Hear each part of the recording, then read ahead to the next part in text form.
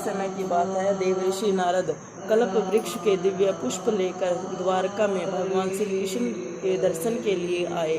श्री कृष्ण ने स्वागत पूर्वक नारद जी का सत्कार करते हुए इन्हें पाद्य अर्घ्य निवेदन करने के पश्चात बैठने को आसन दिया। नारद जी ने वे दिव्य पुष्प भगवान को भेंट कर दिए। भगवान ने अपनी 16,000 रानियों में उन फूलों को बांट दिया। नारद जी के जाने के बाद सत्यभामा ने पूछा, नाथ, मैंने पूर्व जन्म में कौन सा दान, तप अथवा व्रत किया है जिससे मैं मृत्यु लोक में जन्म लेकर भी आपकी अर्धांगिनी हुई। भगवान श्री कृष्ण ने कहा कि प्रिय, एकाग्रचित होकर सुनो।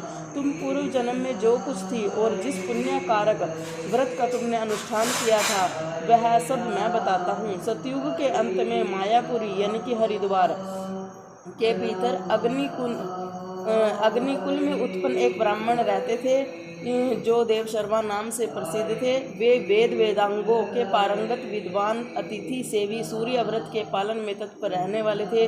प्रतिदिन सूर्य की आराधना करने के कारण वे साक्षात सूर्य की भांति तेजस्वी जान पड़ते थे। उनकी अवस्था अधिक हो चली थी।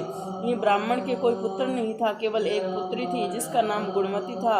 उन्होंने अपने चंद्र नामक शिष्य के साथ उसका विवाह कर दिया। वे उस शिष्य को पुत्र की भांति मानते थे और वह जितेंद्रिय शिष्य भी उन्हें पिता की ही तुल्य समझता था। एक दिन वे दोनों गुरु शिष्य कुश और समिधा लाने के लिए गए और हिमालय के शाखाभूत पर्वत के वन में इधर उधर भ्रमण करने लगे। इतने में ही उन्होंने एक भयंकर राक्षस को अपनी ओर आते देखा। उनके सारे अंग भय से कांपने लगे। वे भागने में भी असमर्थ हो गए। तब तक उस काल रूपी राक्षस ने उन दोनों को मार डाला। उस क्षेत्र के प्रभाव से तथा स्वयं धर्मात्मा होने के कारण उन दोनों को मेरे पार्षदों ने वैकुंठ में पहुंचा दिया।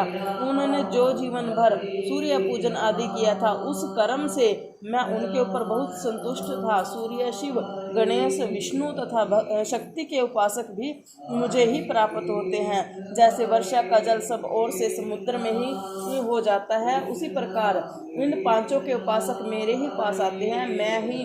मैं एक ही हूँ, तथापि लीला के अनुसार भिन्न भिन्न नाम धारण करके 5 रूपों में प्रकट हुआ हूँ। श्री कृष्ण भगवान की जय।